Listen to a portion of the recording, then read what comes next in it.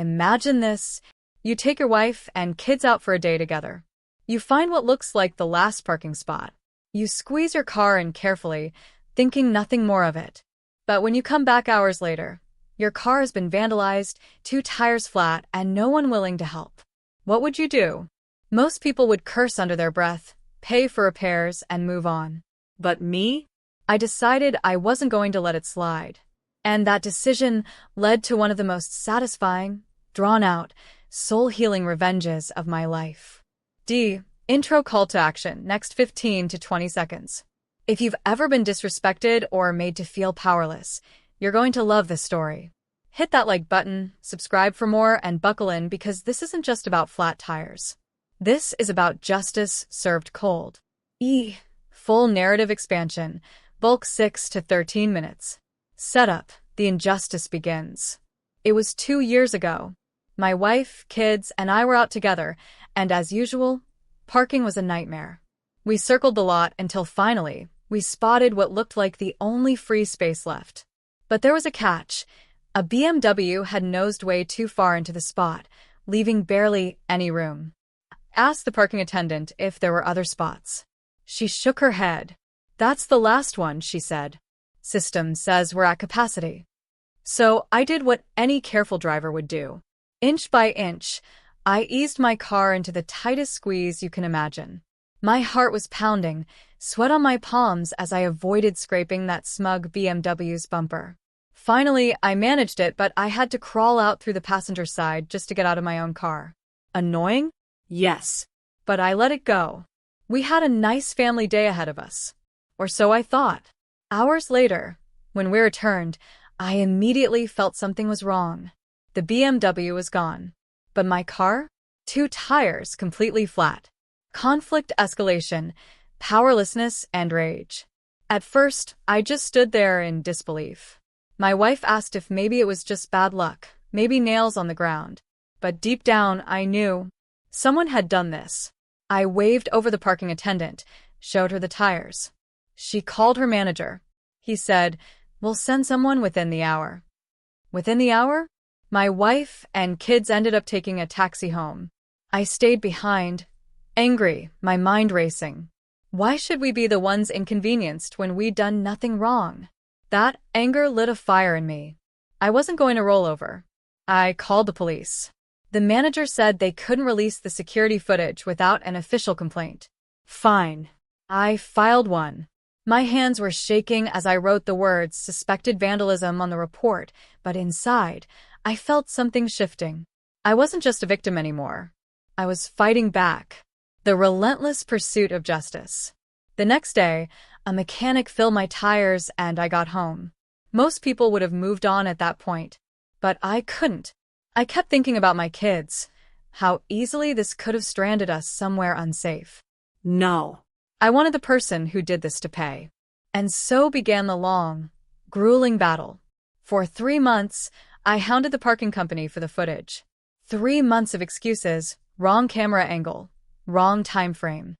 I almost gave up. But then, finally, they sent the full video. And there it was. The smoking gun. Crystal clear. A young guy strolling up, glaring at my car, making a few angry gestures, then casually bending down and deflating my tires before driving away. His face, his license plate, everything. It wasn't an accident. It wasn't a mistake. It was pure entitlement. Turning point, taking it to court. With the evidence in hand, I amended my police report to vandalism. That single move changed everything. A few months later, I received a letter inviting me to arbitration. Translation: the kid's family wanted this buried quietly. I refused. I made it clear. This was going to court. That's when the phone calls began. Lawyers calling on behalf of the kid's wealthy family. Offers of money. A few thousand sols to forget about it. Pleas to be reasonable. Excuses like, "He's just a kid, he made a mistake."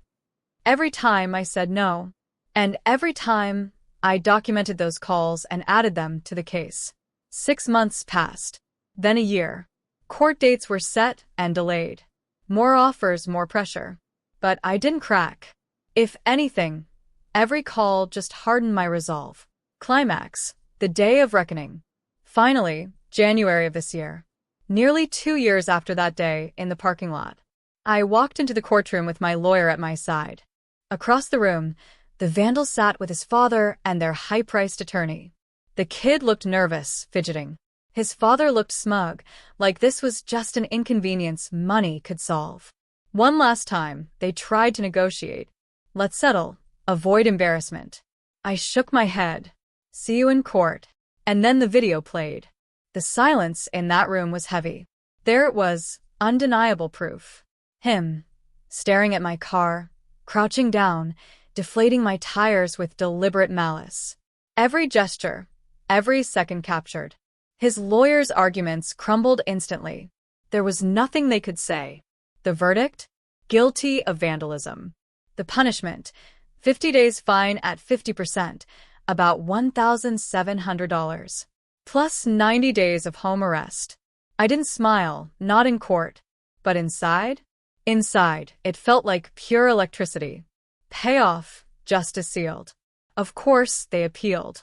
Entitled people always think rules don't apply to them. But the appeal was thrown out. The verdict stood. Last week, I got the final call. The payment deadline was set. Miss it and home arrest becomes jail time.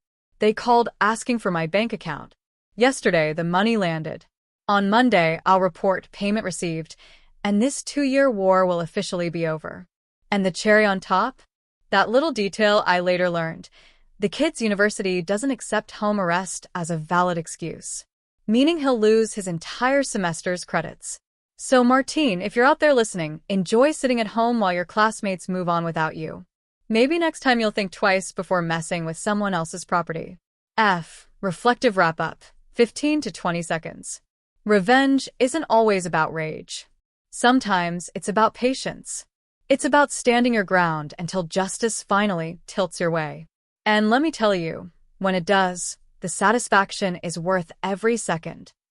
Outro call to action, 15 to 25 seconds. So, what do you think? Was this revenge justified? Have you ever had to fight tooth and nail for justice?